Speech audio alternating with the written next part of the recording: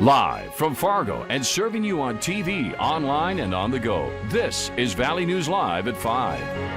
We begin with breaking news this evening. Fargo police need your help finding a missing man. They're looking for 51-year-old Tad Johnson. He is 5'9", 165 pounds, with blue eyes and brown hair. Johnson's family reported him missing yesterday. He was last seen on August 15th. If you have any information, go ahead and contact the Fargo Police Department at this phone number, 235-4493. Matt Bus is asking for your input on how to improve its services. Their online survey comes after our investigative series highlighting complaints with Matt Bus drivers crashing into vehicles and being attacked by riders while behind the wheel. Valley News Team's Joshua Peguero spoke with riders today to get their thoughts on the public transportation system. Over the last year and a half, we've done stories on Matt Bus drivers and the hundreds of complaints they've received from riders and the general public. Some included a driver hitting a woman as she was crossing, another ignoring a stop sign causing a crash, one driver spilling his coffee, and while reaching to pick up the cup, he crashes into a parked car.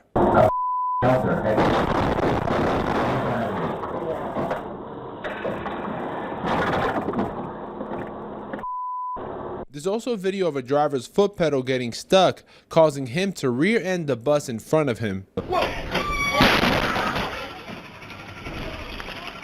Matt Bus drivers have also been attacked by riders. There are several instances of them getting punched in the face. The transit system made public on Wednesday a 10-minute survey.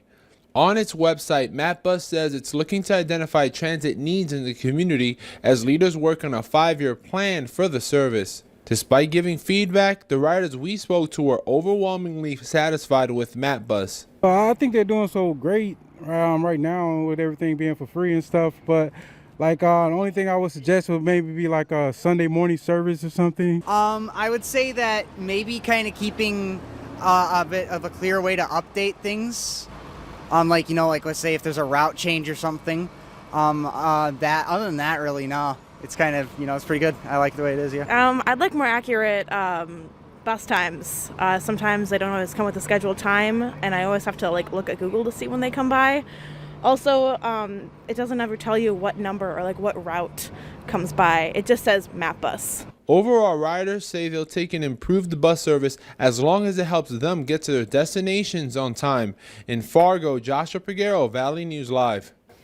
We reached out to the Fargo-Moorhead Metropolitan Council of Government since they're in charge of the survey. We're waiting to hear back. The deadline for the survey is September 28th. We have a link to it on our website, valleynewslive.com. A Fargo dad is facing charges after his son wound up in the hospital with serious injuries. 19-year-old Tayon Berry is charged with 2 felonies, child abuse and neglect. Police were called to Sanford Hospital on January 19th for a child abuse case. The child's mother says she noticed an injury to her son's nose after he spent the night with his dad. Court documents state when the child was admitted to the hospital, doctors noticed bruises on his back, face, neck, and arm. A warrant is out for Berry's arrest. A 4-year-old girl from Grand Forks has died after being seriously hurt in an accident last month. Friends of Ava Lynn Johnson's family say she died last night after being life-flighted to Sanford Hospital in Fargo. Ava's right lung collapsed and her left lung was bruised as a result of an alleged incident. Friends say she also suffered several rib fractures, a cracked liver, and a broken elbow. Are we turning the page on the frosty mornings? Let's hope so. Here's Hutch with a look at your First Alert forecast. Hey, Hutch. Hey, I'm turning that page, and as we look at the frost advisories and the freeze warnings, they have shifted off to the eastern portions of Minnesota. Our counties are out of the blue and purple, and that is a good sign for temperatures overnight. In fact, look at these temperatures this evening. Some low 70s where you see the orange colors, including Roseau. 72 degrees there, Jamestown 69. In Fargo, beautiful. Take a look at the beautiful blue skies right now at the Devil's Lake location. 64 degrees in Fargo this evening in the 7 o'clock hour, then slipping down into the 50s under crystal clear skies. It will be cool, but not nearly as cold as the past couple of nights. Grand Forks will stay closer to 70 until about 8 o'clock. Then we're off racing through the 50s later tonight. Rain in your Friday forecast. I'll have details on where and exactly when, and we'll look ahead toward that weekend ahead. And a hint, things are getting a little warmer. Details in a minute. There we go. Thank you, Hutch. A man accused of pulling a gun on a Fargo officer is now officially charged. Sean Larkin faces 7 counts, including preventing arrest and terrorizing. Officers pulled Larkin over for a suspended license yesterday morning in front of his apartment. Authorities say he began fighting with police, then pointed a handgun at an officer's head before the gun was wrestled away. Investigators found drugs and an extra magazine in Larkin's vehicle. Prosecutors have filed murder charges against a Bagley man after he reportedly stabbed a woman. The sheriff's department was called to a home in Bagley for a medical emergency around 8:30 Monday night. Officers tell us they saw 27-year-old Christopher Colgrove fighting with 53-year-old Don Swenson before he pulled out a knife and stabbed her. A pathologist says one of the 2 stab wounds entered her heart. If he's convicted, Colgrove could face more than 40 years in prison. A woman is in the hospital following a crash that State Patrol says involved alcohol. Around 7:30 last night, troopers say 68-year-old Harold Moose pulled out in front of a vehicle in Kitson County and the 2 crashed. The other vehicle was driven by 50-year-old Lori Vagel. Vagel was injured and taken to a hospital but is expected to be okay.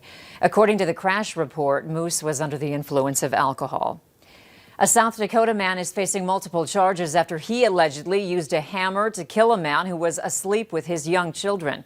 Officials say 39-year-old Rich Montanez, a single father of 3 children, was letting a man stay at his house because he's homeless. 28-year-old Alec Thrice is charged with first-degree murder and 2 counts of attempted first-degree murder. 2 women in the home were also attacked and are now in intensive care. New tonight at 5, West Fargo's new top cop says he wants to work with Fargo's new police chief in battling crime. The city of Fargo named Dennis Otterness as its new police chief this morning. Valley News Team's Callie Hubbard spoke with Otterness about his strategy moving forward, and she joins us live with more. Callie? Andrea, Chief Otterness brings more than 29 years of sworn law enforcement experience in multiple agencies. He said he worked with the West Fargo Police Department in the early 90s, and while he's coming in with fresh eyes, he has experience working in the area.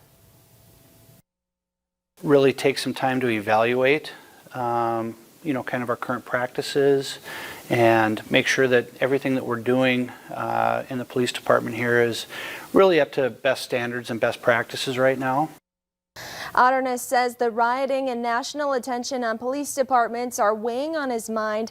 He says he wants to have open conversations within his department and with businesses and residents for consistent feedback.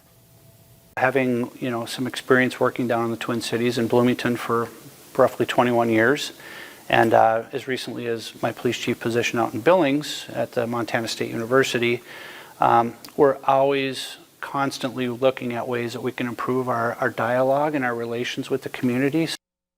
Otterness says he's meeting soon with Fargo's new police chief, adding he wants to work closely with the Sheriff's Department in Cass and Clay counties, Moorhead Police, and Highway Patrol, to name a few. Andrea? Thank you, Callie. To see the full interview with Chief Otterness, you can download our Valley News Live app.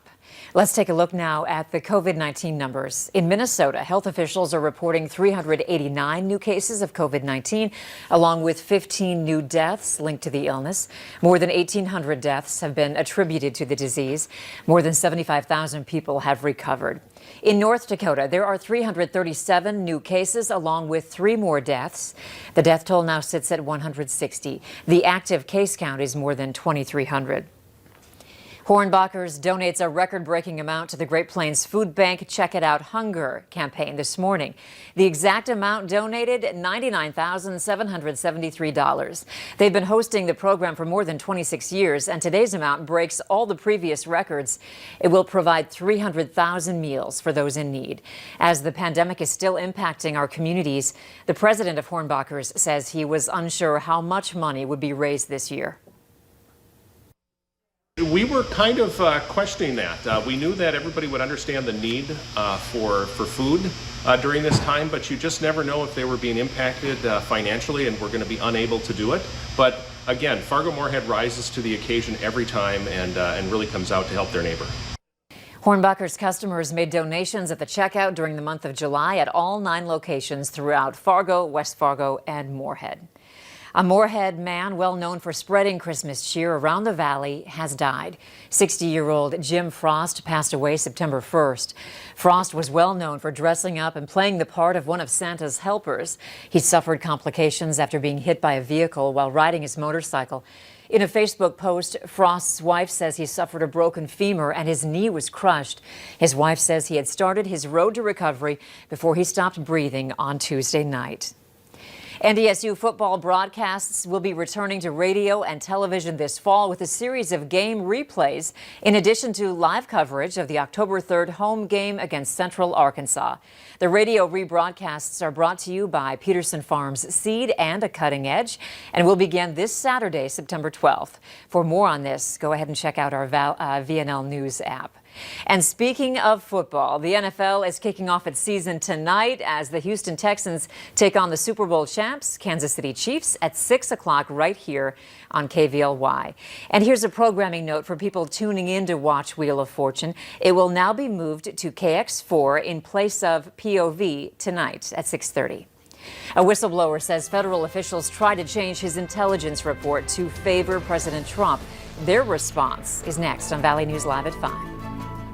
Upper 30s to start our day in Grand Forks and in Fargo, with the coldest air out toward Wadena County and a chilly start in Jamestown as well. Some 70s returning to the valley, including Grand Forks.